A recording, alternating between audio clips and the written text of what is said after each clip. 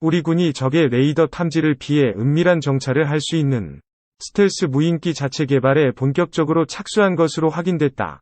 그동안 독자적으로 연구해온 스텔스 무인기 기술이 상당한 수준에 도달한 데 따른 것이어서 주목된다. 1군 관계자에 따르면 합참은 지난 7월 저피탐 정찰용 무인 항공기 도입을 장기 신규 소요 사업으로 편성하고 운용 개념 연구에 돌입했다. 저피탐 이란 탐지가 잘 되지 않는 스텔스 기술을 의미한다. 국방과학연구소 에드에서는 그동안 스텔스 능력을 갖춘 무인기 기술을 핵심 기술 연구 사업으로 선정해 진행해왔다. 에드는 무인기의 스텔스 형상 구현, 스텔스 도료 개발 등 레이더 반사 면적 RCS를 줄일 수 있는 기술을 연구해 최근 일부 분야에서는 완성 수준에 도달한 것으로 알려졌다.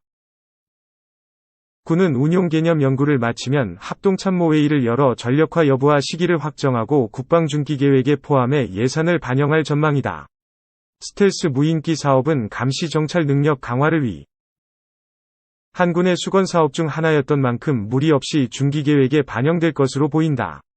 군 관계자는 본격적으고 검토를 시작한다는 뜻이라며 실제 전력화는 이르면 2030년 이후가 될 것으로 예상한다. 고했다. 스텔스 무인기 개발은 최근 우리 군이 경항모급 대형 수송함 LPX 건조와 한국군 독자 군사위성 개발에 나선 것과 맞물려 자주적 군사강국 행보의 일환이라는 분석도 나온다. 군 관계자는 중고고도에서 은밀하게 전방위적 동향 탐지가 가능하다는 점에서 독자적인 감시 정찰 능력이 확보될 것이라고 했다. 스텔스 무인기 기술은 미국, 러시아, 중국 등 강대국들만 보유한 최첨단 군사 기술이다.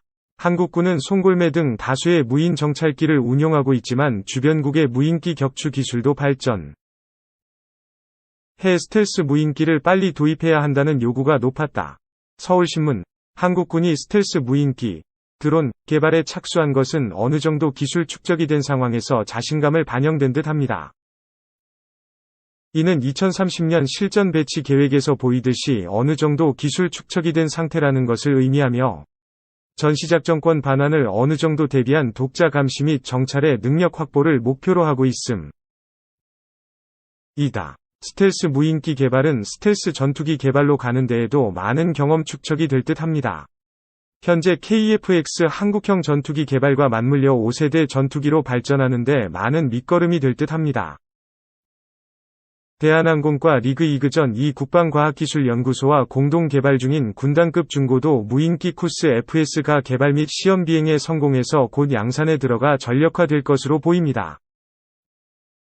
쿠스 FS 중고도 무인기 MUAV는 고도 10에서 13km 상공에서 24시간 이상 하늘을 날며 100km 떨어진 곳까지 각종 정찰 장비로 감시할 수 있는 고성능 국산 무인 정찰기입니다.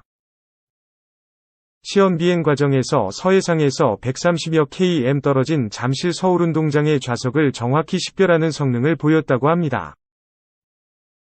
중고도 무인기 MUAV는 정찰 무인기 이외에 무장 장착이 가능한 무장형으로 개발.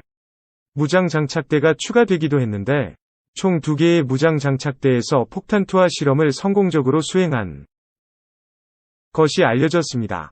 향후 유도 미사일이나 지대지 미사일을 장착하고 실전에 배치될 예정으로 알려졌습니다. 또한 사우디아라비아에서 대한민국의 중고도 무인기 MUAV에 많은 관심을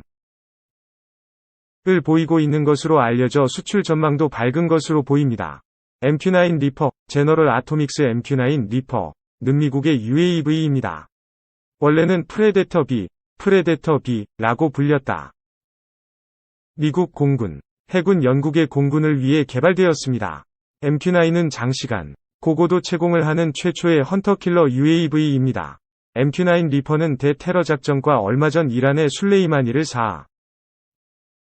살해져서 더욱 유명해졌는데요. 최대 이륙 중량 1톤, 최대 고도 10km인 MQ-1 프레데터를 4.7톤, 15km로 크게 개조한 것이다.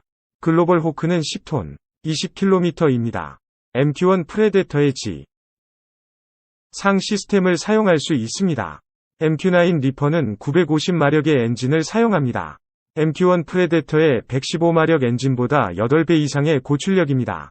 이러한 고출력은 15배 더 무거운 무장을 가능하게 하며 순항 속도를 3배 더 빠르게 합니다. 프레데터가 60억 원인데 비해 리퍼는 360억 원입니다. 한국형 무인 공격기인 쿠스 FS, MUAV는 사우디에서 큰 기대감을 나타내고 있는데요. 지난 2019년 6월 방한한 모하메드 빈 살만 알 사우드 사우디 왕세자가 대전 국방과학연구소를 시찰했을 때 중고도 무인기의 현장 시연이 이루어졌다고 방산업계 관계자들 은전했습니다. 그동안 무인기 개발에서 상대적으로 뒤처진 한국군이 미래 전장에서 중요한 부분을 차지할 무인기 개발에 관심을 가지고 개발하고 있다는 것이 반가운 것은 사실입니다.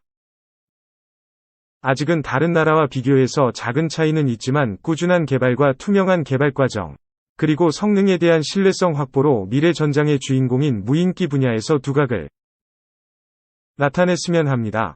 지금 당장은 중고도 무인 정찰기이지만 앞으로 유도 무기가 장착된 한국형 리퍼가 될 여지도 남겨놓은 상태입니다.